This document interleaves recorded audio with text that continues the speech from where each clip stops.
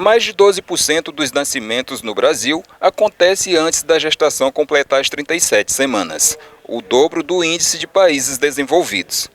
Segundo estudos, o Brasil é o 10º país no ranking da prematuridade. E para se aumentar a conscientização sobre esse tema, foi criado o Novembro Roxo, que tem como uma das suas metas propor ações para reduzir as taxas de prematuridade em toda a rede de saúde do país e chamar a atenção para o cuidado com os recém-nascidos. Em conversa com o médico Dr. Adilson Silva, ele explica as causas e os cuidados que as mães devem ter durante a gestação.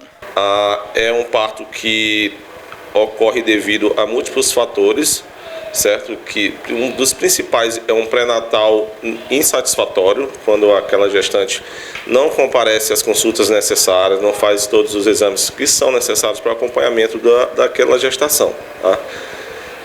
Estima-se que 1 em cada 10 crianças no mundo nasce de parto prematuro. Isso corresponde a aproximadamente 15 milhões de crianças que nascem de parto prematuro no mundo todo. Tá? Tem várias medidas que podem ser tomadas, como eu falei, não só a questão do pré-natal, para que ele possa evitar esse parto prematuro. Tá?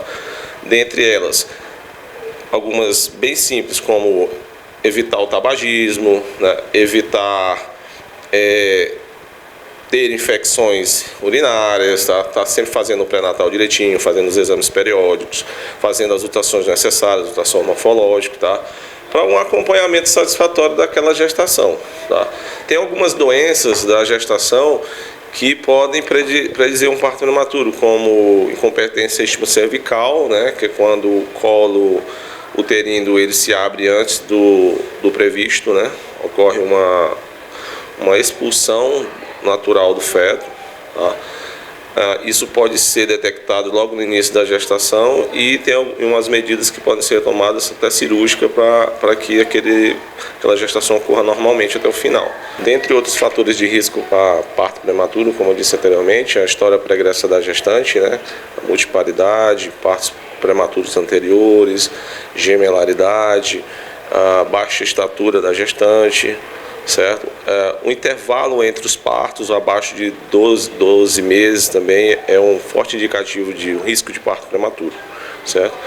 Então, as gestantes, eu recomendo que vão ao posto de saúde, faça seu pré-natal corretamente, com a enfermeira, com o médico, faça as consultas todas que são necessárias, faça os exames, todos os ultrassons que são necessários para que a gente possa detectar cedo, né, e prevenir ou intervir caso necessário. Já essa pediatra ressaltou que é de fundamental importância o acompanhamento nos primeiros meses de vida. Esses bebês que nascem prematuro, geralmente eles precisam de um acompanhamento multiprofissional. Eles podem nascer com desconforto respiratório, com atraso do desenvolvimento neuropsicomotor, certo? E muitas vezes eles não conseguem se alimentar porque eles nascem sem os reflexos primitivos do recém-nascido, como, por exemplo, o da sucção. Então, esse bebê que não consegue amamentar, não consegue sugar o seio da mãe, provavelmente ele vai precisar de um suporte maior, de um acompanhamento mais de perto, como, por exemplo, uma sonda nasoenteral, né, para que ele possa se alimentar. Durante esse período, as mamães devem controlar as visitas? Sim, ainda mais porque esse bebê, geralmente os prematuros, eles têm a imunidade baixa, né? Eles não têm a imunidade formada, na verdade, né?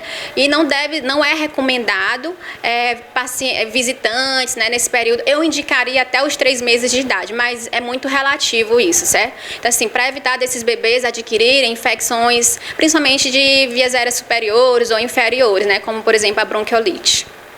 Nesse período também, essas crianças que nascem prematuras, elas ficam rejeitando o mamar?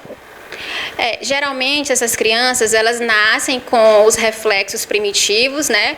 Ou alguns podem estar ausentes, ou outros podem estar atrasados. Depende do que levou à prematuridade. Por exemplo, se foi hipóxia, se o bebê teve sofrimento fetal, faltou oxigênio. Então, geralmente, ele vai nascer com algum déficit motor. Eles podem ter alteração nos reflexos da sucção, sendo necessário um auxílio de uma sonda nasoenteral, por exemplo.